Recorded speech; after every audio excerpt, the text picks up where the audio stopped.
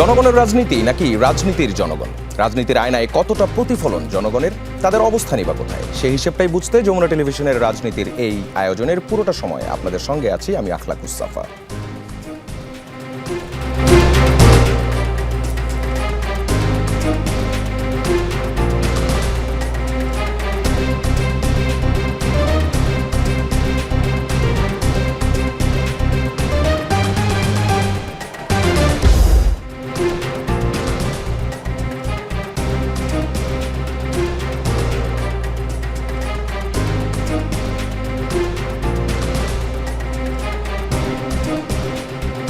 ক্যাম্পাসগুলোতে ছাত্র রাজনীতি বন্ধের বিক্ষোভ নিয়ে পাল্টাপাল্টি অভিযোগ ছাত্রদল শিবিরের। ছাত্রদলের অভিযোগ, সাধারণ শিক্ষার্থীর নামে উন্মুক্ত রাজনীতি বন্ধের চেষ্টা করছে শিবির। অভিযোগ নাকচ করে শিবির নেতারা বলছেন, দখলের রাজনীতি করতে না চাওয়ায় এই অধিকার জানাচ্ছেন শিক্ষার্থীরা। অন্যদিকে বিক্ষোভ তথা অপরাজনীতির জন্য দুই পক্ষকেই আবার দুষছে ছাত্র শক্তি। ওদিকে জাতীয় রাজনীতিতে উত্তাপ, নতুন জোট, নতুন দল, নির্বাচনী হিসেব, রাস্তায় নামার হুঁশিয়ারি। এছাড়াও রাজনীতি এখনও পরিচ্ছন্ন হয়নি। বিএনপি মহাসচিবের এই মন্তব্যের পেছনে কি আছে? হঠাৎ কেন ছাত্র রাজনীতি নিষিদ্ধ চাওয়া? আর রাজনীতি যদি এখনও পরিচ্ছন্ন না হয় তাহলে পরিবর্তনের দায়িত্বটা কার? এসব নিয়েই আজ আমাদের আলোচনা। আমাদের সঙ্গে আছেন, আমার হাতের ডান দিক থেকে যদি বলি, অ্যাডভোকেট হুমায়রা নূর, জাতীয় নাগরিক পার্টি এনসিপির যুগ্ম সদস্য সচিব। আমার হাতের বাঁ দিকে আছেন advocate Fahima Nasrin Munni, MP, BNP দলীয় সংসদ সদস্য এবং সহ আন্তর্জাতিক বিষয়ক সম্পাদক বিএনপির। আমাদের সঙ্গে যুক্ত হবেন Anik Roy, network for people's action NP এর সংগঠক। শুরুতেই যেতে চাই হুমায়রা নূরের কাছে। ক্যাম্পাসে ছাত্র রাজনীতি নিষিদ্ধ চেয়ে সম্প্রতি যে আন্দোলনগুলো, সেই আন্দোলনগুলোকে গুপ্ত রাজনীতির কৌশল বলছে ছাত্রদল। কারা করছে এই আন্দোলন এবং কেন করছে? ধন্যবাদ আপনাকে, আমার সহ আলোচক এবং আজকে আমাদের যারা দেখছেন তাদের সবাইকে সালাম এবং শুভেচ্ছা জানিয়ে শুরু করছি। প্রথমে আমি অ্যাডভোকেট ফাহিমা নাসরিন মুন্নিকে অভিনন্দন জানাই। উনি এমপি হওয়ার পর আজকে ওনার সাথে আমার প্রথম শো, যদিও কোর্টে প্রতিদিনই কম বেশি দেখা হয়, মাঝখানে কিছুদিন দেখা হয়নি। অ্যান্ড আপনাকে অনেক অনেক অভিনন্দন। আমি আশা রাখছি আপনারা হাত ধরে বাংলাদেশের নারীরা তাদের অধিকার ফিরে পাবে এবং বাংলাদেশের সরকার ক্ষমতায় অত্যন্ত গুরুত্বপূর্ণ ভূমিকা আপনাকে দেখতে পাবো, এইটাও সরকারের কাছে দাবি জানিয়ে রাখছি। আচ্ছা, ছাত্র রাজনীতির যে বিষয়টা দেখেন, বাংলাদেশে এই পর্যন্ত বাংলাদেশ প্রতিষ্ঠার যেই আন্দোলন, সেইখান থেকে আজকে 24-এর গণ অভ্যুত্থান পর্যন্ত যতগুলো আন্দোলন হয়েছে তার পেছনে কিন্তু ছাত্র রাজনীতির একটা বড় ভূমিকা আছে, ঐতিহাসিক ভূমিকা আছে। আপনি যদি সাধারণ মানুষ হিসেবে আমাকে জিজ্ঞেস করেন, আমি যেহেতু ছাত্রাবস্থায় শুধু সামাজিক কার্যক্রমের সাথে অন্তর্ভুক্ত ছিলাম, হিউম্যানিটেরিয়ান কাজ করতাম, বন্যা পরিস্থিতি, শীতবস্ত্র দান, রক্ত সংগ্রহ করা, বিভিন্ন জায়গায় মানুষ অ্যাক্সিডেন্ট হোক বা অসুস্থ মানুষকে রক্ত দেয়া, এই কাজগুলো শুধু করলে কিন্তু আমি সামাজিকভাবে আমি মানুষের জন্য পাশে দাঁড়ালেও রাজনীতির বোঝাপড়াটা আমার সেই জায়গাটা থেকে অত ভালো হয়নি। একেবারে বাস্তব সত্য কথা, এক্সপিরিয়েন্স থেকে বলছি। রাজনীতির বোঝাপড়াটা করতে গিয়ে আমাকে নতুন করে সব কিছু পড়তে হচ্ছে, শিখতে হচ্ছে, ইতিহাসকে জানতে হচ্ছে। কিন্তু ছাত্রাবস্থায় যদি আমরা আমাদের ক্যাম্পাসে রাজনীতিটা থাকতো, যেহেতু আমরা বেসরকারি প্রতিষ্ঠানে পড়েছি আমি ব্যক্তিগতভাবে, তাহলে কিন্তু আমরা ওই নলেজটা, ওই পার্টিসিপেশনটাও থাকতো। এই যে অভ্যুত্থানের পরবর্তীতে পাবলিক ইউনিভার্সিটি এবং প্রাইভেট ইউনিভার্সিটির মধ্যে যে ভাগাভাগিরও একটা ব্যাপার, যে আসলে কে বেশি স্টেক হোল্ডার, আলটিমেটলি অভ্যুত্থানে কিন্তু পাবলিক এবং প্রাইভেট বোথ ইউনিভার্সিটির স্টুডেন্টরাই কিন্তু অনেক অনেক গুরুত্বপূর্ণ ভূমিকা পালন করেছে, কারো অবদানকেই ছোট করে দেখার সুযোগ নেই। কিন্তু পাবলিক ইউনিভার্সিটিতে সবসময় থেকেই রাজনীতি ছিল। তবে এইখানে সংকটের জায়গাটা কোথায়? সংকটের জায়গাটা আমি মনে করি ব্যক্তিগতভাবে যে রাজনীতি করতে গেলে যে ক্ষমতার দ্বন্দ্ব, সেই জায়গাটায় এসে একটা রাজনৈতিক দল আরেকটা রাজনৈতিক দলের যে ছাত্রদের উপর যে জুলুম করে, সেইটা খুবই আপত্তিকর। ওই জায়গাটায় চেক অ্যান্ড ব্যালেন্সের প্রয়োজন। ছাত্ররা ছাত্রদের প্রতিনিধিত্ব করবে, দেশের এবং রাষ্ট্রের কল্যাণে কাজ করবে। আমরা বিগত দিনে কি দেখেছি? বিগত দিনে আমাদের যে এক্সপিরিয়েন্স, সেখান থেকে আমরা দেখেছি যে এই যে দেশের যে কোনো সংকট হোক, ছাত্রলীগকে ব্যবহার করা হয়েছে পুলিশের পেটোয়া বাহিনীর সাথে। মানে ছাত্রলীগের ক্ষমতা ছিল পুলিশের চেয়ে বেশি, কখনো কখনো এমনও দেখা গিয়েছে। এবং ছাত্রলীগের অত্যাচারে সাধারণ মানুষ বিভিন্ন জায়গায় তাদের জুলুমের কারণে নিঃশ্বাস নেয়ার অবস্থা ছিল না। এমনকি ওবায়দুল কাদেরের মুখে আমরা বলতে শুনেছি যে এই গণ অভ্যুত্থানে, তখন তো গণ অভ্যুত্থান ওই মুহূর্তে গণ অভ্যুত্থানের রূপ নেয়নি, কোটা আন্দোলন ছিল, তখন সে সংস্কার বলেছে আন্দোলন ছিল সেই সময়টা। এক্স্যাক্টলি, তখন ওই মুহূর্তে তখন উনি বললেন কি এদেরকে ট্যাকেল করার জন্য ছাত্রলীগই যথেষ্ট।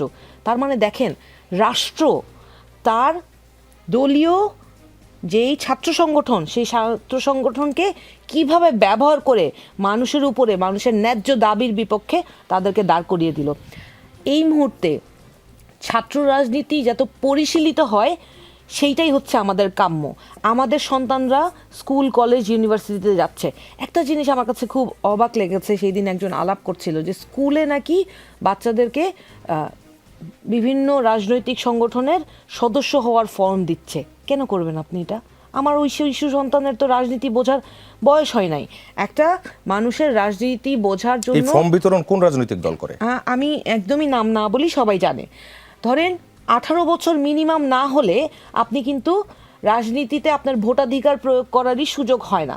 সেইখানে আপনি যখন ভোটাধিকার প্রয়োগ করার সুযোগ হবে, তার আগে পিছিয়ে আপনি একটা রাজনৈতিক বোঝাপড়ার জন্য আপনি সেই যাত্রাটা শুরু করতে পারেন। কিন্তু স্কুলে আপনার পড়ালেখাটাই মেজর হওয়া উচিত। ইভেন ইউনিভার্সিটিজে আপনি দেখবেন যে বিভিন্ন ছাত্র সংগঠনের যেই নেতৃত্বস্থানীয় অবস্থানে যারা আছেন, আমি যদি ধরেন এই মুহূর্তে সরকার দলীয় ছাত্র সংগঠনের যাদের নেতৃত্বে যারা আছেন তাদের দিকে তাকায়, আমি দেখি যে তারা বিভিন্ন সময় এই রাজনীতিতে তাদের সংগ্রামের জায়গা থেকে তারা এত বেশি এফোর্ট দিয়েছে যে তাদের পড়াশোনাটা, তাদের ক্যারিয়ারটা অনেক বেশি পিছিয়ে গিয়েছে, উইচ ইজ ভেরি রং। আপনি রাজনীতি করেন, আপনার রাজনৈতিক সংগ্রাম থাকবে, কিন্তু বয়সের সাথে আপনার সমাজ এবং পরিবারের প্রতি যে দায়িত্ব, সেইটা আপনাকে অবশ্যই অ্যাজিউম করতে হবে। আপনি যদি ওই যে ছাত্র রাজনীতি করার সাথে সাথে তো অনেক কিছু জড়িত, ক্ষমতা কাঠামো, ক্ষমতার ভাগাভাগি, রাজনৈতিক দুর্বৃত্তায়নের সুযোগ সুবিধা। এখন দেখছি বিভিন্ন এলাকায় বিভিন্ন দায়িত্ব বন্টনের ক্ষেত্রেও ছাত্র রাজনীতির যেই জায়গা থেকে ছাত্রদের ব্যবহার করা হচ্ছে। এই জিনিসগুলো খুব খারাপ। আপনি ছাত্রদের ইন্ডিপেন্ডেন্ট স্বাধীনতা দেন, তারা রাজনীতিতে কোন রাজনৈতিক কোন দল ব্যবহার করছে এখন, আমি রাইট নাও কথা বলছি, কোন দল তাদেরকে ব্যবহার করছে? আপনি যদি বিএনপির দিকে তাকান, আমি একেবারে বিএনপির কথাই যদি বলি, প্রথম বিএনপি নির্বাচনের পর থেকে এই যে বিভিন্ন এলাকায় ইন্টারিম গভর্নমেন্টের সময়, আমার এলাকায় যদি আমি বলি, ছাত্রদল এবং যুবদলের ছেলেদের আমি দেখেছি আমার এলাকায় যে টিসিবি কার্ডগুলো ছিল, সেই টিসিবি কার্ডগুলো বস্তিবাসীদের কাছ থেকে তুলে নিয়েছে এবং তাদেরকে বলেছে সেগুলো তাদেরকে আবার নতুন করে ইস্যু করে দেয়া হবে। এরপর নির্বাচনের পর আমার এলাকার যে বস্তি, সেই বস্তিবাসীদের মধ্যে কারা কারা, ধরেন আমি মির্জা আব্বাসের এলাকার লোক, কারা কারা মির্জা আব্বাসকে ভোট দিয়েছে, কারা দেয় নাই, এইটার তদন্ত, মানে কারা মির্জা আব্বাসের কথা বলেছে, কারা নাসিরউদ্দিন পাটোয়ারির কথা বলেছে, সেইটা বাছাই করে টিসিবি কার্ডের, এখন তো টিসিবি কার্ড নেই, ফ্যামিলি কার্ডের বিতরণের দায়িত্ব তারা নিয়েছে।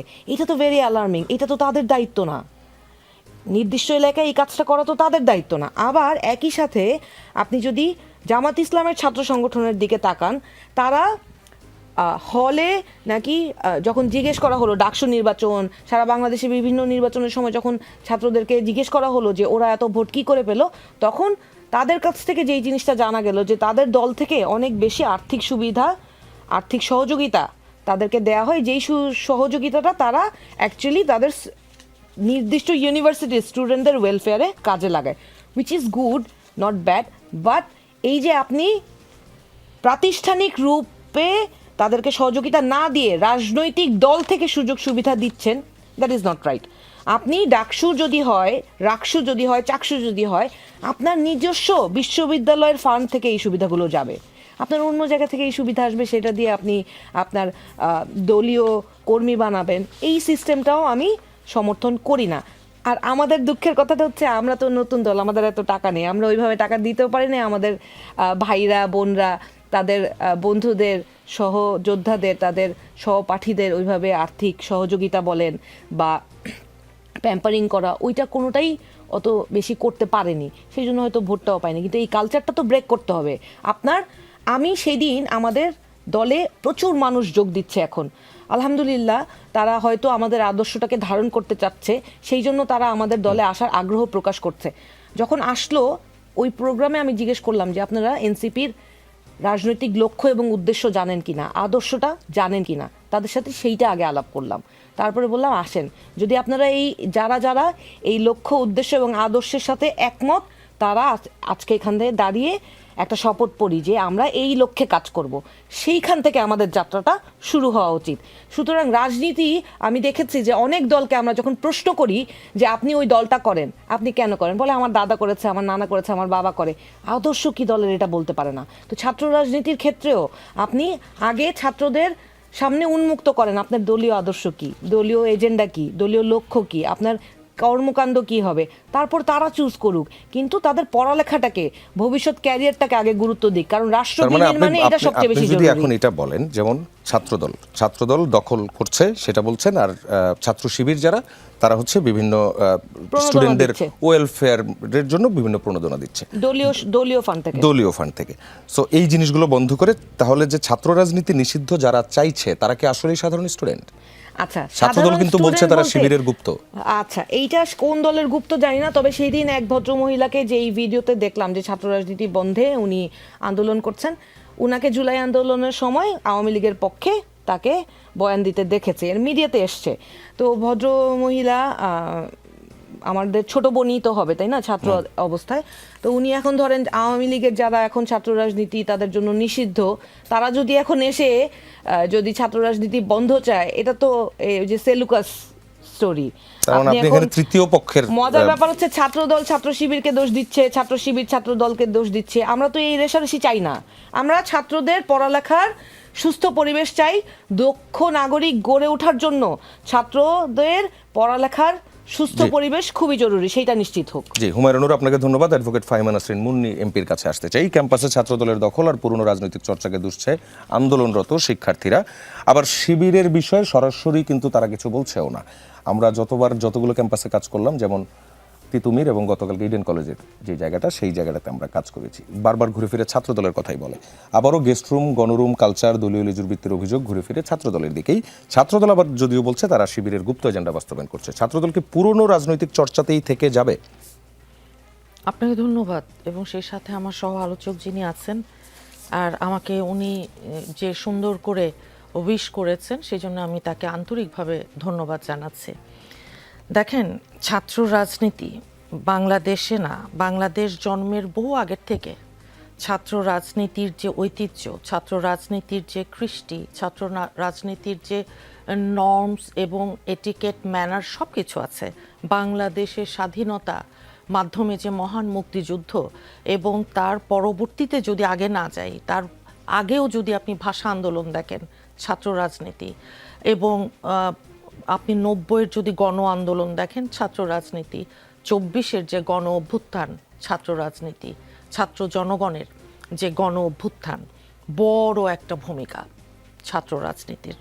দেখেন, এই যে মধ্যরাতে ইডেন কলেজে কিছু ছাত্রীদের মুখে নাকি দাবি উঠেছে যে রাজনীতি চলবে না, তো এটা বললে তো সোশ্যাল মিডিয়াতে যে গুপ্ত সুপ্ত ছদ্মবেশী এখন আছে যারা, এবং এনসিপি যেহেতু আপনার এখন একটা জোটবদ্ধ অবস্থায় আছে জামাতের সাথে, তারা বিরোধী দলে, এখন তারা তাদের মতন করে বলবে, সেটা তো খুব স্বাভাবিক। আর একটা যেরকম বেপরোয়া একটা রাজনীতি আপনার ছাত্রলীগ অতীতে করে গিয়েছে, যুবলীগ তারা করে গিয়েছে, এখন সেই কমিটিগুলোর আমি তো মনে করি লিস্টগুলো দেখে এখানে সত্যর সাথে মিথ্যার যে লড়াই, সেখানে তো দিনের শেষে আপনার সত্যিটাকেই জয়ী হতে হবে। কাজেই এখানে যদি এটা গত 18 মাসে ইন্টারিমের সময় না হোক, আমাদের প্রায় এই 3 মাস সময়কালের ভেতরে এটা যদি করা যায়, তাহলে কিন্তু যেমন অতীতে আওয়ামী লীগের টাইমে গাছের পাতাও আওয়ামী লীগ করতো, তো এখন তো দেখা যাচ্ছে আমাকে সবাই অনেকেই বলে তারা সবাই এখন বিএনপি করে। তো এটা তো ভাই বাতাসের সাথে আমরা যাই না, বাতাসের সাথে আমরা উড়ি না, গাছের পাতার মতন। এখন ছাত্র দলের কথা যেটা বলেছেন যে টিসিবি কার্ড, এই যে ইন্টারিমের সময় আপনি জানেন যে বট বাহিনী দিয়ে জামাত, এনসিপি, তারা বিশেষ করে মির্জা আব্বাস ভাই আজকে অত্যন্ত অসুস্থ, ওনার উপরে যেই মিস ইনফরমেশন, যেই ডিসইনফরমেশন, যেই অত্যাচার আপনার এই ইলেকশনের পিরিয়ডে হয়েছে, এটা খুব দুঃখজনক। আপনি জানেন যে বট বাহিনী তারা কিন্তু সোশ্যাল মিডিয়ায় বর্তমানে যে একটা অসহিষ্ণু আচরণ, গুজবের যেই কালচার, ফটোকার্ড, চরিত্র হনন, এগুলো যেগুলো তারা করেছে, এগুলো কিন্তু অসম্ভব নিন্দনীয় আমি বলবো। এখন সেই রকম একটা অবস্থায় ছাত্র রাজনীতি শিক্ষার্থীদের পরিচালিত একটা রাজনৈতিক এবং সামাজিক যেই কার্যকলাপ যুগে যুগে হয়ে এসেছে, এখন সেটা তাদের অধিকার আদায়ের আপনার হাতিয়ার। এখন সেখানে আমাদের এই ভবিষ্যতের নেতৃত্ব যেখান থেকে উঠে আসে, এটা সেই জায়গা ছাত্র রাজনীতি ভিত্তি হিসেবে কাজ করে। এখন নেতিবাচক চর্চা একজন দুজন, আমরা ছাত্রলীগ যুবলীগের বেলায় যেমন দেখেছিলাম হাতুড়ি কালচার, হেলমেট আর মানে বিভৎস একটা অভিজ্ঞতা, তো সেই সহিংসতা যেগুলো হয়েছিল সেটার মূল উদ্দেশ্যকে এটা অনেক সময় প্রশ্নবিদ্ধ করেছে অতীতে। ছাত্রলীগের কথা বলছি। ছাত্র রাজনীতির দেখেন গুরুত্ব, ছাত্র রাজনীতির যে ইতিবাচক দিক এটা চিরন্তন। ছাত্র রাজনীতি নেতৃত্বের বিকাশ বলেন, সত্যিকার অর্থে একটা সংগঠন, এবং সেই সাথে তরুণদের মধ্যে যে দেশপ্রেম দায়িত্ববোধ বলেন, তরুণদের মধ্যে যে গণতান্ত্রিক যে অভিযাত্রায় আমরা আছি, সেই গণতান্ত্রিক মূল্যবোধের যেই বিকাশ, সেটা তো ভাই ছাত্র রাজনীতির থেকেই আসে। আমিও অবাক হই যে কারা বলে যে ছাত্র রাজনীতি বন্ধ করতে হবে, তারা কারা? কারণ এটা আমার একটা খুব মৌলিক প্রশ্ন। অধিকার আদায়ে আপনি দেখেছেন যে আপনি যেমন বললেন, উনি যখন কথা বলছিল যে না সেটা কোটা বিরোধী আন্দোলন ছিল, উই ওয়ান্ট জাস্টিস, ভ্যাট বিরোধী আন্দোলন, বেসরকারি বিশ্ববিদ্যালয়ের ছাত্রদের, শিক্ষার্থীদের যে কোনো দাবি, সেটা যৌক্তিক দাবি, যেমন বেতন বৃদ্ধি, আপনার বন্ধ করা ভ্যাট, এগুলো বন্ধ করা, আবাসন সমস্যার যেই সমাধান, কিংবা শিক্ষার মান উন্নয়নে তাদের যখন যেই কথাগুলো আমরা দেখি সবসময়, তারা কিন্তু সোচ্চার ভূমিকাই পালন করে। কাজেই আমি তো ঢাকা বিশ্ববিদ্যালয় আইন বিভাগের ছাত্রী, এরশাদ বিরোধী আন্দোলনের উত্তাল যেই সময়, তখন আমার ঢাকা বিশ্ববিদ্যালয়, আমি তখন ওখানে। কাজেই এটার যে ঐতিহাসিক আবেদন ছাত্র রাজনীতির বাংলাদেশের ইতিহাসে, যেটা আমি বলেছি যে আপনি ভাষা আন্দোলন, মুক্তিযুদ্ধ বলুন, স্বৈরাচার পতনের আন্দোলন বলুন, গণ অভ্যুত্থান বলুন, এই বড় আন্দোলনে আপনি দেখেছেন ছাত্রদের সাথে ছাত্রীরাও কিন্তু অগ্রণী ভূমিকায় ছিল। যদিও আনফর্চুনেটলি আপনি দেখবেন যে এই ইন্টারিম গভর্নমেন্টের সময় আমরা কিন্তু ওই যে গণ অভ্যুত্থানের সামনে থাকা অনেক নারীদের হারিয়ে ফেলেছি। আমরা চাই যে তারা আসুক। নেতিবাচক দিকও আছে, চ্যালেঞ্জও আছে ছাত্র রাজনীতির, এটাকে যে আমি একেবারে উড়িয়ে দিচ্ছি বিষয়টা মোটেই সেটা না। দেখেন ছাত্রদল, তাদের তো একটা অসম্ভব সোনালী অতীত আছে। আপনি জানেন যে এরশাদ বিরোধী আন্দোলন থেকে এখন দলীয় লেজুর বৃত্তি করাই কি কেবল একটা ছাত্র সংগঠনের কাজ? একদম না। এখন মূল রাজনৈতিক দলগুলোর যেই স্বার্থ, সেই মূল রাজনৈতিক দলগুলোর স্বার্থ রক্ষার কেবল হাতিয়ার হিসেবেই কি ছাত্র রাজনীতি, ছাত্রবিংগুলো ব্যবহৃত হচ্ছে? সবসময় না, সেটা কখনো এটাকে জেনারেলাইজ করা যাবে না। আমি বলবো এটা আপনার ভ্যারি করে, ইট ভ্যারিজ, এবং এটা ইউনিক। এখন সহিংসতা, ছাত্রদলের যে সবসময় সোনালী অতীত ছিল, এটাও আবার আপনি সরাসরি বলতে পারেন না, কারণ 111 এর আগের যে সময়টা, সেই সময়টাতে কিন্তু এই অভিযোগগুলো বারবার এসেছে, প্রমাণ সহ এসেছে, মারামারি হয়েছে, গেস্ট রুম, গণরুম, সেখানে ছিল। ছাত্রলীগ এটাকে ইনস্টিটিউশনালাইজ করেছিল, কিছু ওইটা সেটা ছাত্রদল করেনি। যেটা ছাত্রলীগের আপনি যেটা প্রাতিষ্ঠানিক রূপ দেয়া একটা সহিংসতাকে, আবরার ফাহাদ তাকে কেবল জামাতে সম্পৃক্ততা আছে ভেবে পিটাতে পিটাতে পিটাতে ছেলেটাকে মেরে ফেললো। তো সেখানে তো আমরা দেখেছি ছাত্রলীগের যেই সম্পৃক্ততা। কাজেই সহিংসতা বলুন কিংবা র্যাগিং যেগুলো আছে, ছাত্র তাদের মধ্যে বিভিন্ন সময় আধিপত্য বিস্তার বলুন, যে কথা আপনি বলছেন, কিংবা আমরা চাঁদাবাজির কথা যেমন অতীতে দেখেছি, কিংবা ভয় দেখানোর যে একটা সংস্কৃতি, সেটার মধ্যে আমি মনে করি না আমাদের এখন ছাত্রদের পিছনে যাওয়ার ওই কালচার, পিছনে যাওয়ার ওই রাজনীতি, পেছনে যাওয়ার কোনো সুযোগ এখন সামনের দিকে যাওয়ার টাইম। কেন? কারণ এখন অন্যান্য যেই আনুষঙ্গিক অবস্থা বর্তমান প্রেক্ষাপটে আছে, সব কিছুর বাইরে কি জানেন, 4টা টার্ম যেহেতু নির্বাচন হয়নি, এখন বাংলাদেশটা বিনির্মাণের সময়। এখানে একটা শব্দ এখন ম্যাটার করবে, সেটা হচ্ছে সলিডারিটি, ঐক্য। এর কোনো বিকল্প নাই, সেটা ছাত্ররাও খুব ভালো করে জানে। কিন্তু সেই জায়গা থেকেই তারা যখন, যেমন একটাও জিনিস সত্যি যে স্পেসিফিক কোনো ইনসিডেন্ট নাই ক্যাম্পাসগুলোতে, একের পর এক যেটা হচ্ছে, সেখানে হঠাৎ করে রাতের বেলা এই আন্দোলনে নেমে যাচ্ছে, এবং হচ্ছে তারা সেখান থেকে কিছু অভিযোগের কথা বলছে। সো এই অভিযোগগুলো যেইভাবে ঘুরে ফিরে এসছে, যেমন হল সংসদের নির্বাচন হয়েছে, সেখানে নির্বাচিত প্রতিনিধি আছে, এছাড়াও ছাত্র সংসদের যে প্রতিনিধিরা তারাও নির্বাচিত এবং সেটাও রাজনীতিরই অংশ। কিন্তু সেখান থেকে তারা বলছে যে ছাত্রদল এখন এই হলের দখল নিতে চায়, দখল নিতে চেয়ে তারা বিভিন্ন রকমের উস্কানিমূলক কর্মকাণ্ড করছে। সো আমার প্রথম প্রশ্নটাই যেটা ছিল যে সেইটা এমন একটা জায়গায় ছাত্রদল কি যেতে পারে না যে যেখান থেকে এই অভিযোগগুলো উঠবে না? দেখেন, বিশ্ববিদ্যালয় ইন্টারিম গভর্নমেন্টের সময় আপনি জানেন যে জামাত, এনসিপি তারা মেইন বেনিফিশিয়ারি ছিল। এনসিপি দলটা গঠন হওয়ার আগেই প্রধান উপদেষ্টার সাথে আমেরিকায় ওই যে জাতিসংঘে যাওয়া, পরবর্তীতে মাস্টারমাইন্ড পরিচয় করানো, হ্যাঁ ওইটার কথা বলছেন? আচ্ছা, জি, সেটার কথা বলছি। তখনও তারা দল গঠন করে সারেনি। এবং আপনি জানেন যে বাংলাদেশ স্বাধীন হওয়ার পর থেকে ঐতিহাসিকভাবে জামাতও আমাদের সাথে ভোটের রাজনীতিতে আমাদের এলাই ছিল, আওয়ামী লীগেরও ছিল, জাতীয় পার্টির সাথেও ছিল। তো যাই হোক, এখন বিভিন্ন বিশ্ববিদ্যালয়ের যে নির্বাচনগুলো সেগুলোর বিতর্কের কথা আমরা শুনেছি, সেগুলোতে আপনার সত্যিকার অর্থে যে নির্বাচন সেগুলোতে সবগুলো বিশ্ববিদ্যালয় দখল এবং বহু আপনার জায়গা যেগুলো আমাদের জামাতে ইসলামী তাদের গ্রিপে ছিল। কাজে এখানে একটা সুবিধা, এখানে একটা ঐতিহাসিকভাবে একটা সুবিধাজনক অবস্থান তারা পেয়েছে এবং সেটাকে 100% তারা কাজে লাগিয়েছে। এখন আমি ছাত্র রাজনীতি, এটা যারা আমাদের ছাত্র দলের ভাই বোনেরা আছে, আপনি দেখেছেন যে ছাত্র দলের অত্যন্ত ইয়াং মানসুরা কিংবা আমাদের যে জুই ছোট বোন, তাদেরকে তারা সংসদে এসেছে। ছাত্র রাজনীতিতে যে অসম্ভব পজিটিভ একটা ইম্প্যাক্ট, একটা ছাত্র রাজনীতি করা অত্যন্ত ইয়াং একটা মানুষ সংসদে আসতে পারে, এই মেসেজটা যেহেতু দেওয়া হয়েছে ছাত্রদেরকে, কাজেই আমি মনে করি না যে এখন পুরনো ওই কালচার যেটা আছে আপনি যেগুলো আমরা জানি। আমি তো ঢাকা ইউনিভার্সিটিতে আমি হলেও ছিলাম, কাজেই এটা ছাত্র রাজনীতি, এটা কোনো পেশা নয়, এক নাম্বার। এবং এখানে পড়াশোনার পাশাপাশি যখন আমরা রাজনীতি এগুলোর সাথে ইনভলভড হই, সেখানে আপনার সমাজের প্রতি, দেশের প্রতি সত্যিকার অর্থে দায়বদ্ধতা থেকেই তো ছাত্রদের মধ্যে থেকে এত বড় বড় নেতা বেরিয়ে এসছে। কাজেই একটা সুস্থ ধারার ছাত্র রাজনীতির প্রবর্তন এই সময়ে হবে, কারণ অন্যান্য যে কোনো খারাপ বিতর্কিত কোনো কিছুকে আমরা কিন্তু ভীষণভাবে নিরুৎসাহিত করব। জি, ধন্যবাদ আপনাকে। আমাদের সঙ্গে যুক্ত হয়েছেন এনপি এর সংগঠক অনিক রায়। আমরা অনিক রায়ের কাছে যেতে চাই।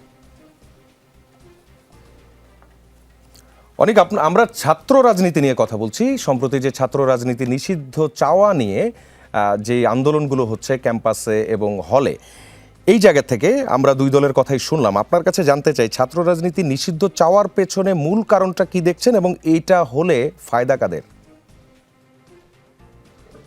প্রথমত আমি তো রাস্তায় এখনো স্টুডিও পৌঁছাতে পারিনি, তো আমি প্রথমে আমার যে সহ-আলোচকরা আছেন তাদেরকে আমার পক্ষ থেকে শুভেচ্ছা জানাই এবং সারা বাংলাদেশে যারা এই মুহূর্তে যমুনা টেলিভিশনের পর্দায় দেখছেন তাদেরকেও অভিনন্দন জানাই। প্রথমত আমি এটা বলতে চাই যে 5ই আগস্টের পর থেকেই আমরা কিন্তু রেগুলার এই একটি মুভ আমরা দেখেছি ক্যাম্পাসগুলোতে যে ছাত্র রাজনীতি নিষিদ্ধ করার এক প্রকার, এবং আমরা বিভিন্ন সময় দেখেছি যে বিভিন্ন ক্যাম্পাসে এই ছাত্র রাজনীতি নিষিদ্ধ করাকে নিয়ে, এমনকি ঢাকা বিশ্ববিদ্যালয়ের ক্যাম্পাসেও 5ই আগস্টের পরে আমরা দেখেছি যে এরকম একটি সুযোগ সন্ধানী একটি গ্রুপ, তারা আসলে একটি সুযোগ নিতে যাচ্ছিল ছাত্র রাজনীতি নিষিদ্ধ করার কথা। প্রথমত আমি একটা বলি যে ছাত্রদের নানান অভিযোগ রয়েছে, ছাত্রলীগের নানান অত্যাচার, ছাত্রলীগের গেস্ট রুম, গণরুম, এগুলো সবসময় আমরা জানি এবং আমরা দেখছি। তখন থেকে আমরা একটা কথা বলেছি যে কোন ছাত্র সংগঠন তার মানে বাংলাদেশের যে সংবিধান, সেই সংবিধান অনুযায়ী বাংলাদেশের প্রত্যেকটা নাগরিক তার রাজনীতি করার অধিকার রয়েছে এবং তার রাজনৈতিক সংগঠন বেছে নেওয়ার অধিকার রয়েছে। ফলে সেই জায়গা থেকে একটি ছাত্রকে ছাত্র রাজনীতি আমি করতে দিব না, এরকম যদি কোনো কথা আমি বলি, সেটা এক প্রকার সংবিধান বিরোধী কথা। দ্বিতীয়ত বিষয় হলো, আপনার এইবার ছাত্র রাজনীতির নামে নানান রকমের ঘটনা বিভিন্ন সময় আমরা লক্ষ্য করেছি। গেস্ট রুম, গণরুম, টেন্ডারবাজি, বিভিন্ন পলিটিক্যাল পার্টির মাসেল পাওয়ার হিসেবে ব্যবহার হওয়া, এরকম প্রচুর জিনিসপত্র আমরা জানি। এইটাকে যদি আপনার আটকাইতে হয়, সেটার জন্য আপনি ছাত্র রাজনীতি নিষিদ্ধ করার দাবিটা এটি সন্দেহজনক দাবি। এখানে কথা ছিল যে কিভাবে প্রশাসন আরো শক্তিশালী হবে, যেন ফার্স্ট ইয়ার থেকে একটি ছেলে নির্বিঘ্নে গেস্ট রুম নির্বিঘ্নে আপনার হলে রুম পেতে পারে, যেন প্রশাসনিক নানান কাজে তার বড় ভাই বা ছাত্র সংগঠনের নাম ব্যবহার না করে সে প্রত্যেকেই ছাত্র সমান অধিকার পেতে পারে। ফলে আলোচনা হতে হবে ওই জায়গায় যে আপনি যে অভিযোগগুলো বলতেছেন বিভিন্ন জায়গায় যে অভিযোগগুলো আসে সেই অভিযোগগুলো আসলে প্রশাসনের মাধ্যমে সমাধান করা খুবই সম্ভব। ফলে সেই জায়গায় এই যে ছাত্র রাজনীতি নিষিদ্ধ করার একটি রাজনীতি, এটি আমরা 5ই আগস্টের আগেও দেখেছি। আপনি জানেন 9 দফার ঘোষণা করেছিলেন আব্দুল কাদের। আব্দুল কাদেরও বলেছেন যে লিডুর ভিত্তিক ছাত্র রাজনীতি নিষিদ্ধ কিংবা ছাত্র রাজনীতি নিষিদ্ধের যে আলাপটি, এই আলাপটিতে সবচেয়ে বেশি যদি কারো করে থাকে সেটি হলো ছাত্র শিবিরের পক্ষ থেকে এসেছে। প্রথমত আমি যেটা বলছিলাম আর কি, যে আসলে প্রশাসনের একটি ভূমিকা সবচেয়ে বেশি গুরুত্বপূর্ণ, বা প্রশাসনকে নিয়ে আপনার কথা বলা উচিত যে আপনি হলে কি করতে পারবেন না পারবেন, ছাত্র সংগঠন কি করতে পারবে না পারবে, এইসব বিষয়ে আসলে প্রশাসনের দেখভাল করার বিষয়। কিন্তু যখন প্রশাসন এগুলো দেখভাল না করে আপনি যখন ছাত্র রাজনীতি বন্ধ করার চেষ্টা করবেন, তখন আসলে আপনি একটি জেনারেশন তৈরি করতে চাবেন যেই জেনারেশনটা অরাজনৈতিক, যেই জেনারেশনটা তার ইতিহাস সম্পর্কে কম জানে, এবং যেই জেনারেশনটা তার অধিকার আদায় করে নেওয়ার জন্য যেই কালেকটিভ বা সংগঠিত রাজনীতির যে বিষয়টি, সেই বিষয়টি থেকে ওয়াকিবহল থাকবে না। এবং এই যে রাজনীতির মডেলটা, এটা আমরা লক্ষ্য করছি যে ছাত্র শিবির একদম শুরু থেকেই এই রাজনৈতিক মডেলটাতেই তারা চলতে চায়। তারা আসলে, কারণ এটা হইতে পারে যে তারা আসলে যে রাজনৈতিক প্রশ্ন তাদেরকে ঘিরে যেসব আছে সেই সব প্রশ্নের উত্তর দিতে গেলে, বা ছাত্র শিবিরের 71-এ বা তার পরবর্তীতে 80-র যুগে তাদের যে বিভিন্ন ক্যাম্পাসে রক কাটা থেকে শুরু করে নানান রকমের ঘটনায় যে তাদের সংশ্লিষ্টতা, এই জিনিসগুলো যদি ছাত্ররা জানতে পারে, এগুলো ফেস করার মনে হয় ন্যূনতম আসলে যেই সাহসের বিষয়টা, সেটি আসলে ছাত্র শিবিরের লিডারশিপ বা জামাতের লিডারশিপের মধ্যে নাই। এর ফলে আমরা লক্ষ্য করেছি একটি লম্বা সময় ধরে ছাত্র রাজনীতি বিরোধী এবং ছাত্র রাজনীতি বন্ধ করতে হবে এই ধরনের ন্যারেটিভের আন্দোলন আসলে ছাত্র শিবিরকে করতে দেখতে আমরা ক্যাম্পাসে দেখেছি, যেখানে প্রথমে যারা ছাত্র রাজনীতি বন্ধের জন্য আপনার আন্দোলন করছে, তারাই পরবর্তীতে আমরা ছাত্র শিবিরের বিভিন্ন কমিটিতে কিংবা বিভিন্ন জায়গায় তাদের নেতৃত্ব আসতে আমরা দেখেছি। ফলে এই যে দ্বিচারিতা আমরা মনে করি যে এটা বাংলাদেশের জন্য খুবই খারাপ হবে। কারণ মুন্নি আপা বলেছেন যে আসলে বাংলাদেশের যে ইতিহাস, সেই ইতিহাসের একটি বড় অংশ হলো ছাত্র রাজনীতির ইতিহাস। ছাত্র রাজনীতির যে যখন যে গৌরবজনিত যে ঘটনাগুলো, সেগুলোই বাংলাদেশের বড় রাজনৈতিক ঘটনায় মেরুকরণে ভূমিকা রেখেছে। ফলে সেই জায়গা থেকে ছাত্র রাজনীতি নিষিদ্ধের যে আপনার আন্দোলন কিংবা ছাত্র রাজনীতি নিষিদ্ধ করার জন্য যে কোনো প্রবলেমের ক্যাম্পাসে ঘটে যাওয়া যে কোনো সমস্যার যখন সমাধান আপনি একমাত্র বলবেন যে ছাত্র রাজনীতি নিষিদ্ধ করতে চাই, তখনই আসলে আপনার বুঝতে হবে যে তাদের একটা অন্য কোনো মোটিভ রয়েছে। এবং একটি অরাজনৈতিক ক্যাম্পাস, সেই অরাজনৈতিক ক্যাম্পাসে তারা আসলে এক প্রকার দখলদারিত্বের রাজনীতিটা আসলে চালিয়ে যেতে চায়। আরেকটা কথা আমি শুধু বলতে চাই যে ছাত্র দলের ব্যাপারে যে এই আলোচনাগুলো আসছে, সেই আলোচনাগুলোও খুবই ভ্যালিড। কারণ আমরাও লক্ষ্য করেছি একটি লম্বা সময় ধরে ছাত্র সংগঠনগুলোকে তার মূল রাজনৈতিক দল তার মাসেলের শক্তি হিসেবে ব্যবহার করতে চায়। তো যখন একজন লোকাল এমপি কিংবা লোকাল একজন বিএনপির নেতা, তার কাছে ছাত্রদল কিন্তু মাসেল পাওয়ারের একটি অংশ। ফলে সেইভাবেই কিন্তু এটি ব্যবহার হয়। ফলে ছাত্র রাজনীতিকে যদি আপনি ঠিক করতে হয়, এটি ছাত্র রাজনীতি শুধু নিষিদ্ধ করলে হবে না, মানে নিষিদ্ধের আলাপের মধ্যে বিষয় না, প্রশাসনকে শক্তিশালী হতে হবে এবং যারা মাদার অর্গানাইজেশন, তাদেরকে ঠিক করতে হবে তারা আসলে ছাত্র সংগঠনগুলোকে কিভাবে ব্যবহার করতে চায়। আচ্ছা, আপনার কথা থেকে যদি আমি যেটা পেলাম সেটা হচ্ছে, আপনি আসলে যেটা বলছেন সেটা হচ্ছে যে এই আন্দোলনটা যারা করছে অথবা যারা চাইছে নিষিদ্ধটা, তারা আসলে শিবিরের এজেন্ডাই বাস্তবায়ন করছে, হ্যাঁ ওর না? মোটামুটি, কারণ আমরা বারবার দেখেছি যে এটি ছাত্র শিবিরের ছাত্র সংগঠন। আচ্ছা, যদি এটাই হয়ে থাকে তাহলে আন্দোলনরত যারা আছে তারা সবাই কি পুরো বিষয়টা বুঝতে পারছে নাকি? এই জিনিসটা আপনি লক্ষ্য করবেন যে ক্যাম্পাসে এগুলো হঠাৎ করে একদিন রাতের বেলা আপনি দেখবেন কোনো একটা ঘটনা ঘটবে, আপনি বলছিলেন, তারপর হুট করে ওই দিন রাতের বেলা ক্যাম্পাসে বড় মিছিল হবে, ছেলেপেলেরে নামানো হবে। কিন্তু আপনি দেখবেন যে একটা সার্টেন টাইম ঢাকা বিশ্ববিদ্যালয়ে আপনি লক্ষ্য করবেন যে ছাত্র রাজনীতি নিষিদ্ধ করার জন্য প্রথম দিকে কিন্তু বড় মিছিলই আসলে বের হচ্ছিল, কিন্তু যখন এই জিনিসটা আস্তে আস্তে প্রচার হয়েছে এবং ছাত্ররাও যখন বুঝতে পেরেছে, সেই মিছিলের কিন্তু যে জমায়েতের সংখ্যা কিন্তু কমে গেছে। ফলে আপনি লক্ষ্য করবেন প্রত্যেক জায়গায় প্রথম দিন যেই টেম্পারমেন্ট তোলা হয়, ফেসবুক থেকে শুরু করে বট বাহিনী থেকে শুরু করে নানানভাবে, সেটা কিন্তু পরের দিন একদিন দুই দিন পরে সেটা কিন্তু আর থাকে না। দেখা যায় যে কয়েকজন চিহ্নিত ফেস। এখন আপনি যখন দেখবেন যে কী কারণে ছাত্র শিবিরের ব্যাপারে সন্দেহ, আমরা বিভিন্ন অঞ্চলে দেখেছি যে ছাত্র রাজনীতি নিষিদ্ধের জন্য আন্দোলন হয়েছে, সেই লোকটি 2 দিন পরে ছাত্র শিবিরের নেতা হিসেবে আবির্ভূত হয়েছে। এখন ছাত্র শিবির যেহেতু তার নেতাকর্মীকে চেনাতে চান না, এটি গুপ্ত রাজনীতি এখনও চালায় যেতে চায়। ফলে সেই কারণে এই যে সন্দেহটা, যেহেতু ছাত্র শিবিরের যে অতীত ইতিহাস আমরা গত 17 বছরের ইতিহাস যদি দেখি, সেখানে গুপ্ত রাজনীতি করে যাওয়ার যে তাদের প্রবণতা, সেই প্রবণতা আমরা বারবার লক্ষ্য করেছি। ফলে আরেকবার ছাত্র রাজনীতি নিষিদ্ধ করার মাধ্যমে, ছাত্র রাজনীতি বন্ধ করার মাধ্যমে তারা যেহেতু গুপ্ত রাজনীতিটা করতে জানে এবং গুপ্ত রাজনীতি করাটাকেই তারা মনে করে যে রাজনীতির অংশ, ফলে তাদের জন্য এটা সুবিধার হইতে পারে। কিন্তু অন্যান্য অপরাপর বাংলাদেশে কোনো ছাত্র সংগঠনই আসলে এটা তাদের জন্য সুবিধা বা তাদের জন্য ভালো সিদ্ধান্ত হবে না। জি, অনেক রায় ধন্যবাদ, আপনি থাকবেন আমাদের সঙ্গে। ফিরছি অ্যাডভোকেট হুমায়রা নূরের কাছে। গতকাল এক বিবৃতিতে জামায়াত ইসলামের আমির একটি আহ্বান জানিয়েছেন। তিনি মতিউর রহমান নিজামীর আদর্শ ও অসমাপ্ত কাজ বাস্তবায়ন এবং বাংলাদেশকে একটি ইসলামী কল্যাণ রাষ্ট্র হিসেবে প্রতিষ্ঠার লক্ষ্যে জামায়াত ইসলামের আন্দোলনে শরিক হওয়ার জন্য দেশবাসীর প্রতি উদাত্ত আহ্বান জানিয়েছেন। এটা গণপ্রজাতন্ত্রী বাংলাদেশ, আর আমিরের এই আহ্বান ইসলামী কল্যাণ রাষ্ট্র। এই যদি হয় জামায়াতের লক্ষ্য, তাদের সাথে জোটে থেকে এনসিপির লক্ষ্য কি? আচ্ছা, নির্বাচন পূর্ববর্তী সময়ে ঠিক এই জায়গাটায় দাঁড়িয়ে আপনি আমাকে এই একই প্রশ্ন করেছিলেন যে এনসিপি আর জামাতের কি আদর্শিক জোট কিনা, বা জোট হলে জোটের অবস্থানটার জায়গাটা স্পষ্ট করার জন্য। তখন আমি ঠিক এই জায়গাটায় দাঁড়িয়ে বলেছিলাম যে এনসিপি এবং জামাতের নির্দিষ্ট এজেন্ডা ভিত্তিক জোট হচ্ছে এবং কোনো অবস্থাতেই আদর্শিক জোট হচ্ছে না। একটি দল আরেকটি দলের আদর্শে মার্জ হওয়ার কোনো সুযোগ নেই, একেবারে কোট আনকোট।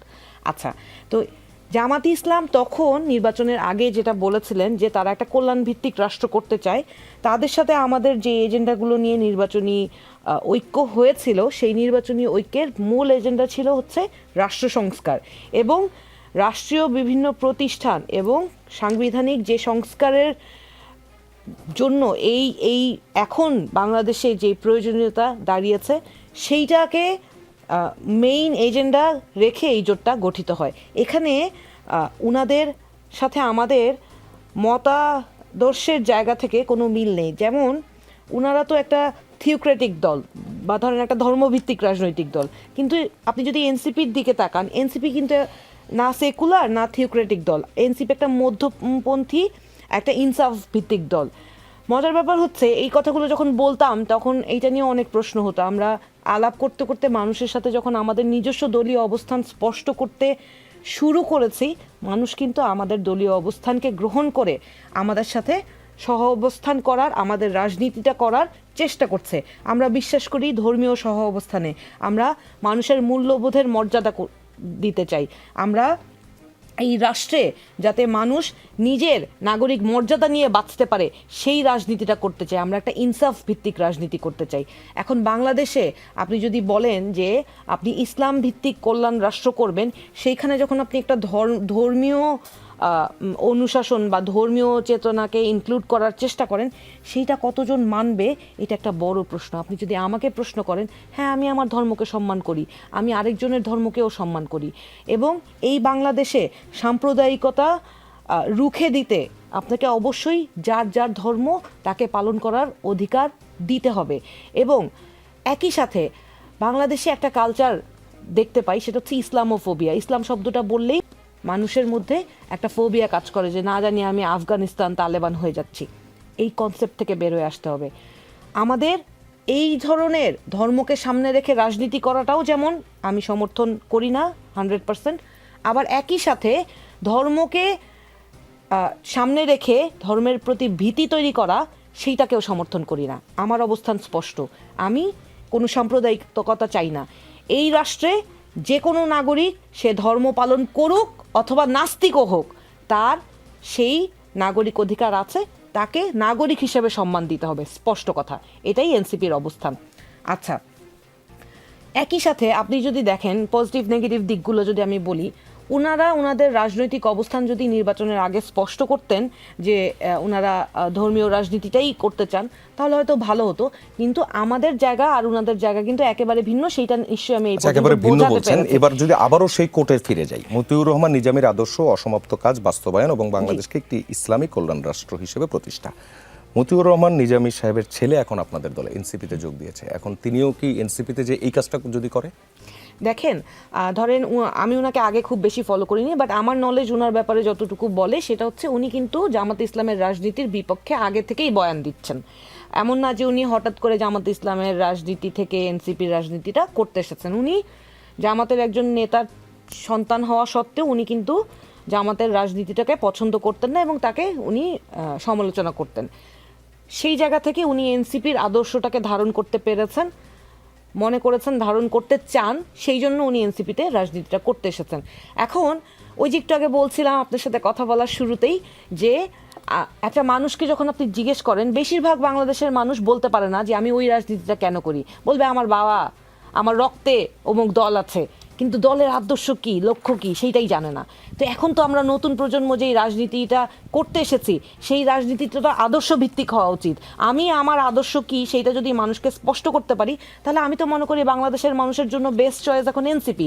আর এনসিপি নিজস্ব রাজনীতিটা করছে অনেকগুলো জায়গায়। আমি যদি এক্সাম্পল দিই, ধরেন এই মুহূর্তে যেখানে আমি দাঁড়িয়ে আছি, আমি এসেছি সুপ্রিম কোর্ট বার অ্যাসোসিয়েশনের নির্বাচনী প্রচারণার কাছ থেকে। আমাদের এই পর্যন্ত 2024 সালে সর্বশেষ সুপ্রিম কোর্ট বার অ্যাসোসিয়েশনের নির্বাচন হয়েছে। সেই নির্বাচনে বিএনপি এবং জামাত একসাথে জোটবদ্ধ হয়ে নির্বাচন করেছে। আওয়ামী লীগ বিপক্ষে ছিল। তখন শুধু দুটা প্যানেল হতো, আওয়ামী লীগের একটা সাদা প্যানেল আর বিএনপি জামাত জোটের নীল প্যানেলের নির্বাচন। এতদিন ওনাদের যেই আন্ডারস্ট্যান্ডিং ছিল, যেই ওনাদের মধ্যকার যেই বোঝাপড়া ছিল, সেই বোঝাপড়াটা নিয়ে ওনারা এই ভাগাযোগীর নির্বাচনটা করতেন। তো 24-এর গণ অভ্যুত্থানের পর ওনাদের জোট ভেঙে যায়, যদিও এখন শুনি যে তার আগেই ভেঙেছে, কিন্তু ওই পর্যন্ত তারা এক ছিলেন। এইবার এনসিপি, যতই আপনারা বলেন জোট, ওটা তো জাতীয় নির্বাচনী একটা এজেন্ডা নিয়ে। সুপ্রিম কোর্ট বার অ্যাসোসিয়েশন একটা পেশাজীবী সংগঠন, এখানে কিন্তু আমরা একসাথে জোটবদ্ধভাবে ইলেকশন করছি না।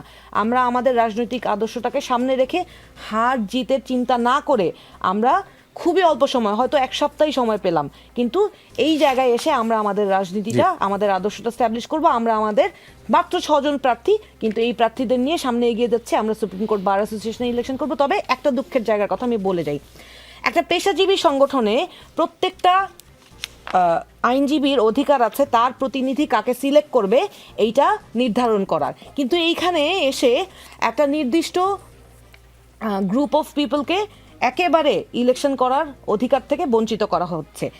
এখন তাদেরকে, আমার যে কথাটা আমি বারবার বলি যে ধরেন আওয়ামী লীগের সুবিধাভোগী এবং আওয়ামী লীগের সাথে সরাসরি সম্পৃক্ত, অন্যায়ের সাথে সম্পৃক্ত যারা ছিল, তাদেরকে আপনি আইনের আওতায় এনে বিচার করেন, কিন্তু যারা অন্যায়ের সাথে সম্পৃক্ত না, তাদেরকে আপনি ঢালাওভাবে নাগরিক অধিকার বা তাদের পেশাজীবী সংগঠনে তাদের যে অধিকার, সেই অধিকার থেকে বঞ্চিত করাটা, এইটা কোনো গণতান্ত্রিক প্রক্রিয়া হতে পারে না। ধন্যবাদ হুমায়রা নূরকে। আমরা অ্যাডভোকেট ফাহিমা নাসরিন মুন্নির কাছে আসতে চাই। জামায়াত আমিরের যে বিবৃতিটা, সেটার সফট কপি আমি আপনাকে পাঠিয়েছি এবং হার্ড কপিটাও আপনার কাছে আছে। এখন যদি বলা হয় যে মিসকোট করা হয়েছে, অথবা যদি বলা হয় যে এক্সিগারেট করা হয়েছে, এটা কি বলার সুযোগ আছে?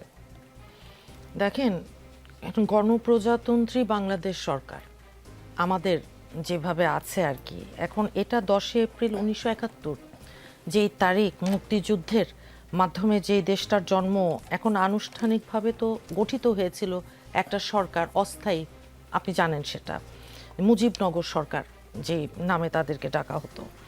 যাই হোক, এই মেহেরপুরের বৈদ্যনাথ তলায় 17 এপ্রিল 1971 তারিখে তারা যখন শপথ গ্রহণ করে এবং 26শে মার্চের স্বাধীনতা ঘোষণা, এখন এগুলো সবই তো একটার সাথে আর একটা অঙ্গাঙ্গিভাবে মিশে আছে। হয় কি যে মৌলানা মওদুদী সাহেব, যিনি জামাতে ইসলামী দলটা গঠন করেছিলেন, ধর্মকে নিয়ে জামাতের রাজনীতি আমরা দেখছি।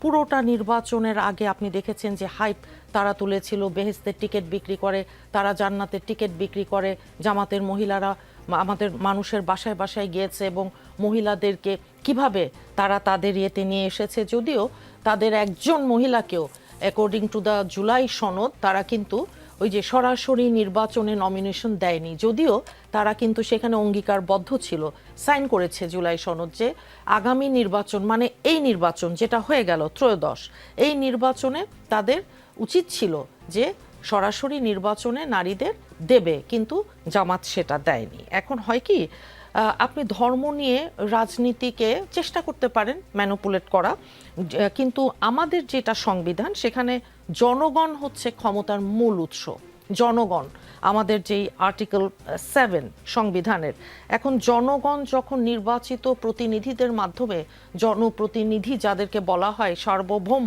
একটা সংসদে, তাদেরকে পাঠিয়ে তাদের ইচ্ছার যেই প্রতিফলন, যে একটা সুষ্ঠু অংশগ্রহণমূলক যেই নির্বাচন, যেটা আমরা দীর্ঘ 4টা টার্ম 2008, 2014, 2018 বারবার বলি, এবং 2024-এ যেহেতু নির্বাচন হয় নাই, আমাদের ভোটের অধিকার, নির্বাচনের অধিকার যখন আওয়ামী লীগ কেড়ে নিয়েছে, এবং একদম লাস্টে হুমায়রার যে কথাটা, তার যেই সফট কর্নার আছে আওয়ামী লীগের জন্য, এটা স্বাভাবিক। নাগরিক হিসেবে, কারণ পেশাজীবী না, সংগঠনের লোক not হিসেবে। now, এখন কথা জি, বলবেন না। জি, বলেন। তার যেই সফট কর্নার আছে আওয়ামী লীগের জন্য, এটা তার জন্য স্বাভাবিক, যদি তার সম্পর্কে আপনারা জানেন।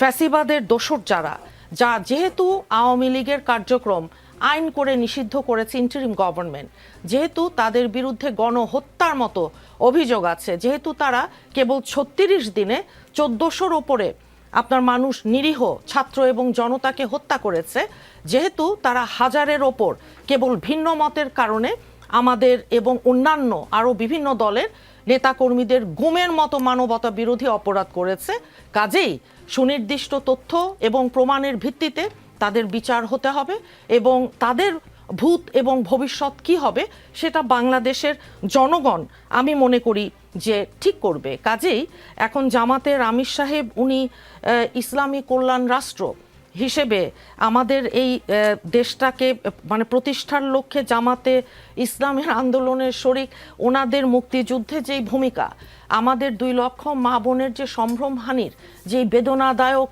ইতিহাস আছে, 30 লক্ষ শহীদের রক্তের ওপর যেই দেশটার জন্ম, সেই জায়গাগুলো আগে পরিষ্কার করতে হবে। আর বাংলাদেশের মানুষ দিনের শেষে যেহেতু যেই সংবিধানটা আছে, এটার উপরই তো আমরা আছি, তাই না? এখানে একটা আমূল, আপনি যখন পরিবর্তনের কথা বলতে পারেন, উনি বলতে পারেন, এখন আপনার খুশি আপনি বলতে পারেন, আপনি যেহেতু সঞ্চালনার দায়িত্বে আছেন, আপনি মনে মনে মন গড়া একটা বলে দেন, উনি একটা যেমন বলেছেন।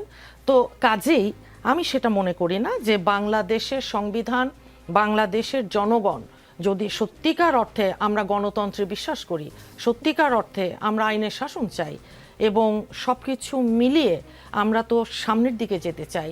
কারণ আমি তো জামাতের আমির সাহেবের ইলেকশনের আগের কথায় ভীত সন্ত্রস্ত ছিলাম, যে ওনার টুইটার এক্সে যেই কথা উনি বলেছেন আমাদের মতো কর্মজীবী নারীদেরকে নিয়ে, এবং ওনাদের দলের আরও বিভিন্ন পর্যায়ে নেতাদের যে বক্তব্য আমরা শুনে মর্মাহত হয়েছি। কাজেই এটা ভাবার আমি মনে করি না কোনো কারণ আছে যে এখন এই মুহূর্তে সেই জায়গায় আমরা দাঁড়িয়ে আছি। জি, অনিক রায়ের কাছে যেতে চাই। সেটি হচ্ছে 11 দলীয় ঐক্য, জামায়াত নেতৃত্বাধীন 11 দলীয় ঐক্য গণভোটের রায় বাস্তবায়ন এবং জুলাই সনদের বাস্তবায়ন ইস্যুতে একটা আন্দোলন করছে, সংসদেও কথা বলছে এবং একই সঙ্গে রাজপথেও আন্দোলন করছে। আবার গতকালের বিবৃতিতে আমি দেখতে পাচ্ছি জামায়াত আমির তিনি বলছেন ইসলামী কল্যাণ রাষ্ট্র গঠনের জন্য যে আন্দোলন জামাত করছে, এই আন্দোলনের সঙ্গে সকল মানুষকে ঐক্যবদ্ধ হওয়ার যে আহ্বান তিনি জানিয়েছেন। আমাকে একটু বলবেন এই গণপ্রজাতন্ত্রী বাংলাদেশ এবং ইসলামী কল্যাণ রাষ্ট্র এটা কিভাবে একীভূত হয়? প্রথমত একটা বিষয় ক্লিয়ার করতে চাই, সেটা হলো ডক্টর শফিকুর রহমান একটা ভালো কাজ করছেন এই কমেন্টটা করার মাধ্যমে। কারণ আসলে উনি তো মতিউর রহমান নিজামীর আদর্শের কথা বলেছেন। এখন মতিউর রহমান নিজামীর যে আদর্শ, সেই আদর্শ হলো বাংলাদেশ বিরোধী আদর্শ, এটা প্রো পাকিস্তান আদর্শ। তাহলে জামাত যে এখনও আসলে প্রো পাকিস্তান লাইনে আছে, এবং বাংলাদেশকেও যে আসলে দেখেন, আমরা গত 50 বছরে আমাদের অনেক ভাঙ্গা গড়ার উপর দিয়ে আজকের অবস্থায় আমাদের আসতে হয়েছে। আমরা খুব ভালো অর্থনৈতিক অবস্থা কাটাইছি, খুব ভালো গণতান্ত্রিক অবস্থা কাটাইছি, এটা নিয়ে নানান রকম ডিবেট হইতে পারে, কিন্তু একটুকু আমরা বলতে পারি যে আমরা পাকিস্তানের থেকে অনেক ভালো কাটাইছি। আপনি পাকিস্তানে কোন গভর্নমেন্ট বসবে, কোন গভর্নমেন্ট বসবে না, কবে আর্মি কারে ক্ষমতায় আনবে, কারে আনবে না, এই যে একটা আপনার মনে করেন যে ষড়যন্ত্রের রাজনীতি, জামাত আসলে ঘুরে ফিরে একটা ষড়যন্ত্রের রাজনীতি করে আর কি। ফলে তারাও একদিকে বলবে যে আমরা জুলাই সনদ বাস্তবায়ন করতে চাই। যদি আপনি জুলাই সনদের দিকে দেখেন, জুলাই সনদ কোনোভাবে কি আপনাকে একটা ইসলামী রাষ্ট্রের দিকে নিয়ে যায়? তা তো নিয়ে যাচ্ছে না। তাহলে আপনি মাঠে করতেছেন জুলাই সনদ নিয়ে আন্দোলন, মুখে বলতেছেন আমি ইসলামী কল্যাণ রাষ্ট্র বানাবো। এখন প্রথম বিষয় হলো জামাতের রাজনীতি তো আসলে আদারিং করার পলিটিক্স। আপনি অ্যাট এনিহাউ একটা শ্রেণীগোষ্ঠীর মানুষকে আলাদা করবেন, ঠিক আছে? যেমন ঠিক একভাবে যেভাবে বিজেপি করে, বিজেপি দেখবেন তার ইন্ডিয়াতে বোঝাবে যে হিন্দুরা সবচেয়ে বড় বিপদে আছে, কারণ মুসলমানরা হিন্দুদের বিরুদ্ধে আছে। তো যেখানে 70 কোটি 80 কোটি হিন্দু, সেখানে হিন্দু বিপদে আছে। এবং একটু আগে যে আমার এই রাজনৈতিক সহকর্মী হুমায়রা আপা বললেন যে বাংলাদেশে একটা ইসলামোফোব নেচার আছে। এখন আপনি আমাকে বলেন, বাংলাদেশে 14 কোটি মানুষের মতো মানুষ হলো মুসলমান, তো একটা মুসলমানের দেশে কেন মুসলিমরা বিপদে থাকবে? কারণ এটা হলো পপুলিস্ট ডানপন্থী রাজনীতির কমন আলাপ। সেটা হলো যে মেজরিটি আছে তাকে বুঝাইতে হবে তুমিই বিপদে আসো। কারণ তুমি কেন বিপদে আসো? কারণ সংখ্যালঘু তোমার কাছ থেকে সব নিয়ে চলে যাচ্ছে। তো এটা বিজেপিও করে, এটা জামাতও করে, এখানে এখন এনসিপিও করতেছে। সো সেম পলিটিক্যাল ব্র্যান্ডে তারা আসলে আছে। কিন্তু বাংলাদেশ আসলে স্বাধীন হয়েছিল কিসের উপরে? বাংলাদেশ খুবই ক্লিয়ারলি একটি সকল মানুষের জন্য, একটা সবার জন্য সমান, সেখানে ধর্ম কোনোভাবে পরিচয় হবে না, রাষ্ট্রের পরিচয়ে কোনোভাবে ধর্ম থাকবে না, এই বিশ্বাসের উপর দাঁড়ায়া বাংলাদেশ হয়েছিল। কারণ আপনার মনে রাখতে হবে যে ভারত এবং পাকিস্তান হয়েছিল ধর্মের ভিত্তিতে, এবং বাংলাদেশ প্রথম একমাত্র দেশ সাউথ এশিয়ার সবচেয়ে ওই সময়ের প্রোগ্রেসিভ দেশ যে ধর্মকে পিছিয়ে ফেলাইয়া বলছে মানুষ এবং জনগণ, দেশের প্রত্যেকটা মানুষের সমান অধিকার, সেটার উপর বাংলাদেশ দাঁড়াইছিল এবং সেটার বিরুদ্ধেই জামাত। ফলে জামাতের সাথে, জামাতের শফিকুর রহমানের মুখ থেকে এরকম কথা আসবে, তাদের মুখ থেকে মোনাফেকি আলোচনা আসবে, এবং তারা যে একটা ষড়যন্ত্রের জালের মধ্যে আসলে থাকতে চায় সেটা আসলে খুবই ক্লিয়ারলি এখানে আমরা দেখতে পাই। এবং এই যেহেতু এই আলোচনা জুলাই সনদ এবং এই বিষয়ে আমরা আলোচনা করছি, সেই জায়গায় আমি একটা কথা বলতে চাই। এখানে বিএনপিরও একটা জিনিস খুবই গুরুত্বপূর্ণভাবে বোঝা উচিত যে বাংলাদেশের মানুষ সংস্কারটা চেয়েছে, এবং বাংলাদেশের মানুষ খুবই ডিপলি একটি রাজনৈতিক সংস্কার, একটি নতুন রাজনৈতিক প্রেক্ষাপট আসলে বাংলাদেশের মানুষ আশা করেছিল 5ই আগস্টের পরে।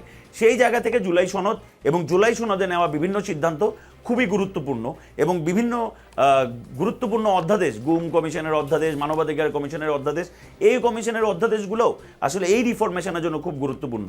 কিন্তু জামাত আপনি লক্ষ্য করবেন বারবার পলিটিক্স করার কারণে মানুষেরও এক প্রকার অবিশ্বাস এর প্রতি দাঁড়িয়েছে। ফলে আমরা মনে করব জামাতের এইসব কনসাল্ট বা তারা রাজপথে কি আন্দোলন করছে 11 দলীয় জোট, আমার মনে হয় না ওইটা খুব একটা গুরুত্বপূর্ণ ফ্যাক্টর। কিন্তু জুলাই সনদ বাস্তবায়ন হওয়া এবং বাংলাদেশকে একটি গণতান্ত্রিক রূপান্তরে নিয়ে যাওয়া, এই পরবর্তী দায়িত্বটা বিএনপি সরকারের, এবং আমরা মনে করি খুবই অল্প সময়ের মধ্যে জুলাই সনদকে বাস্তবায়ন করা, যেই কমিশনগুলোর রিপোর্ট বাদ করা হয়েছে সেই রিপোর্টগুলোকে পুনরায় আরেকবার প্রতিস্থাপন করা, এই জিনিসগুলো খুবই জরুরি। জি, অনেক রায়, অ্যাডভোকেট ফাহিমা নাসরিন মুন্নি, অ্যাডভোকেট হুমায়রা নূর, আপনাদের তিনজনকেই ধন্যবাদ আজকের রাজনীতির আলোচনায় আমাদের সঙ্গে যুক্ত হওয়ার জন্য। দর্শক, রাজনীতির শেষ বলে কিছু নেই, আমাদের এই আয়োজন আজ এখানেই শেষ হচ্ছে। দেখা হবে আগামী বৃহস্পতিবার ঠিক রাত 9টায়। যমুনা টেলিভিশনের সঙ্গেই থাকবেন।